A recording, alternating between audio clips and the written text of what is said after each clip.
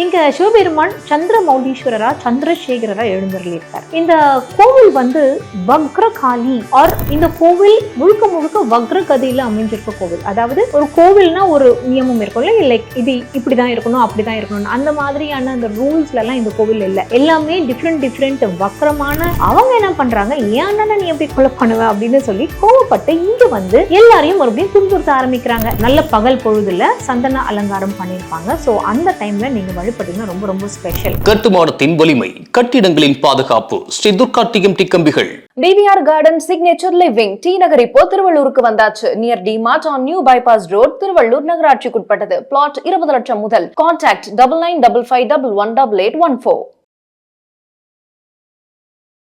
திருச்சிற்றம்பலம் பக்தி கஃபே தமிழ் நேயர்களுக்கு வணக்கம். தமிழகத்தோடைய ரொம்ப தொன்மையான கோயில்களை இந்த டெம்பிள் டேல்ஸ்ன்ற பகுதியில பார்த்துட்டே வந்துட்டு இருக்கோம். போன வாட்டி நம்ம வரலாற்று சிறப்புடைய பஞ்சவன் மாதேவி பள்ளிப்படையை பத்தி போட்டிருந்தோம், பார்த்துருப்பீங்கன்னு நம்புறேன். இல்லைன்னா அதை பார்த்துட்டு உங்களோட கமெண்ட்ஸ் கொடுங்க. இன்னைக்கு நம்ம பார்க்கக்கூடிய இந்த கோவில் ரொம்ப ரொம்ப ரொம்ப ஸ்பெஷல். ஏன்னா இது ஒரு சிவ தலமா இருந்தாலும் சக்தியுடைய ஆளுமை பெற்ற ஒரு தலமா இருக்கு. அதாவது குலதெய்வம் யாருன்னு தெரியலனா கூட இந்த கோவிலுக்கு போய் நீங்க வழிபட்டீங்கன்னா உங்க குலதெய்வத்தை தெரிஞ்சுக்கக்கூடிய வாய்ப்பு இருக்கு. அப்படி இல்லைன்னா இந்த தேவி உங்களுக்கு குலதெய்வமா இருந்து உங்களுக்கு தேவையானதெல்லாம் செய்வாங்கன்னு சொல்றாங்க. கேட்கவே ரொம்ப சுவாரஸ்யமா இருக்குல்ல. அப்படி எந்த கோவில் அப்படின்னு கேட்டா, பாண்டிச்சேரி பக்கத்துல இருக்கிற திருவக்கரை அப்படின்ற இடத்துல அமைஞ்சிருக்கிற வக்ரகாளி அம்மன் கோவில்.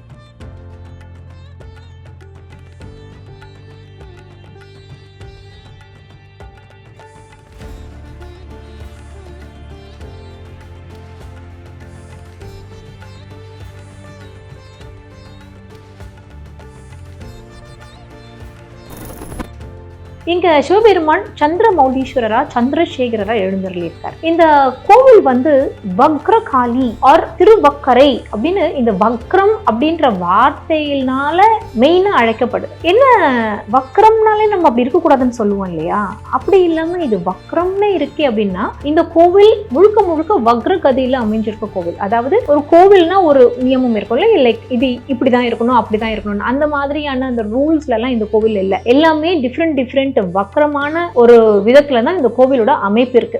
ஏன் அவ்வளவு வக்ரம், என்ன நடந்தது, இந்த கோயிலோட தலப்புராணத்தை பார்க்கலாம்.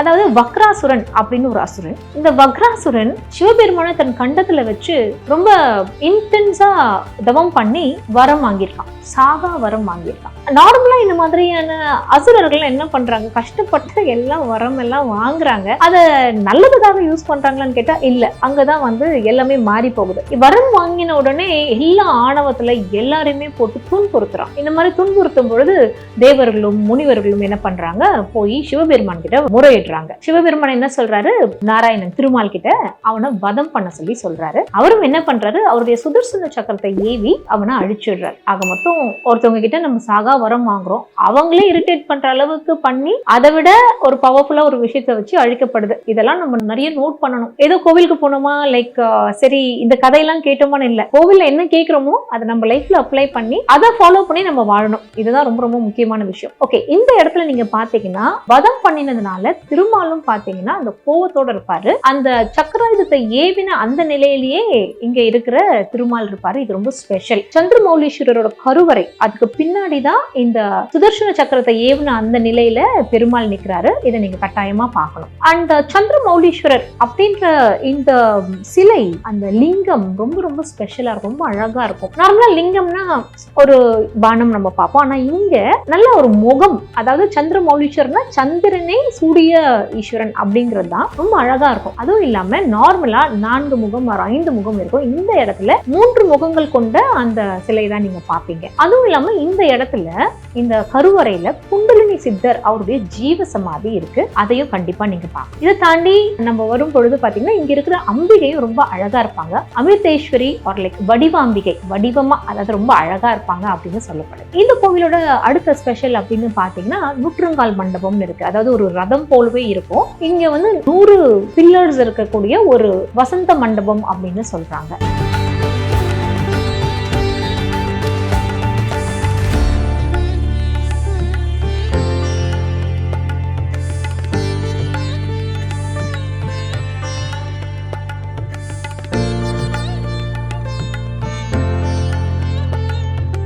இப்போ கதையில மறுபடியும் போய் கேட்ச் பண்ணுவோம். இப்போ என்ன பண்றாரு, திருமால் வந்து வதம் பண்றாரா? இந்த வதம் பண்ணினதும் அவனுடைய தங்கை ஆனா துன்முகி அவங்க என்ன பண்றாங்க, ஏன் அண்ணனை நீ எப்படி கொலை பண்ணுவ அப்படின்னு சொல்லி கோவப்பட்டு இங்க வந்து எல்லாரையும் மறுபடியும் துன்புறுத்த ஆரம்பிக்கிறாங்க. இந்த முறை சிவபெருமான் பார்வதி தேவி கிட்ட சொல்லி அவளை அழிக்க சொல்றாரு. இதுல என்ன விஷயம்னா, அந்த துன்முகி பிரெக்னண்டா இருக்கா. என்னதான் ஒரு அசுரன் அந்த இடத்துல இருந்து மத்தவங்களை கொலை பண்ணாலும் கூட ஒரு பிரெக்னண்டான விமனை வந்து நம்ம கொலை பண்ண முடியாது இல்லையா? அதனால இங்க வக்ர நிலையில வர அந்த வக்ரகாளியம்மன் என்ன பண்றாங்க, அவளுடைய வயிற்றுல இருக்க அந்த சிசுவை எடுத்து தன்னுடைய வலது காதுல அணிகலனா அணிஞ்சிக்கிறாங்க. அணிஞ்சிட்டு இந்த துன்முகிய வதம் செய்யறாங்க. அதனாலதான் இவங்க ரொம்ப ரொம்ப ஃபெரோஷியஸா இங்க வராங்க. ஆனாலும் நீங்க வக்ரகாளியம்மனோட சிலையை பாத்தீங்கன்னு வச்சுக்கோங்களேன், ரொம்ப அழகா அப்படி ஒரு சாந்தமா இருக்கும். ஆனா சுத்தி இருக்கிறது எல்லாமே, அதாவது அவங்க தலைக்கு சுத்தி தீக்கதிர்கள் இருக்கிற போல, முழுக்க முழுக்க பாத்தீங்கன்னா ஆயுதங்கள் இருக்கும். அவங்களோட கைகள்ல 8 கரங்கள் இருக்கு. ஒரு கரங்களையும் வாள், அங்குசம் அந்த மாதிரி சொல்லிட்டு நிறைய ஆயுதங்கள் இருக்கு. ஏன்னா அவங்க அந்த போர் மனநிலையில தான் இந்த இடத்துல இருக்காங்க அப்படின்னு. அவங்களுடைய இந்த உக்கிரத்தை தனியா செய்யறதுக்காக ஆதிசங்கரர் அவங்களோட பாதத்துக்கிட்ட ஸ்ரீ சக்கர ராஜ எந்திரத்தை பிரதிஷ்டை பண்ணிருக்காரு அப்படின்னு சொல்லப்படுது. இந்த கோவில அப்பர், சம்பந்தர், கபில நாயனார், சேக்கிழார் மற்றும் இந்த வக்ராசுரன் இவங்க எல்லாம் வந்து வழிபட்ட திருத்தலம் அப்படின்னு நமக்கு தெரிய வருது. இந்த கோவிலுடைய விருட்சம் வில்வமரம், இதுல தீர்த்தம் பிரம்ம தீர்த்தம், சூரிய தீர்த்தம், சந்திர தீர்த்தம்னு பக்கத்திலே இருக்கு.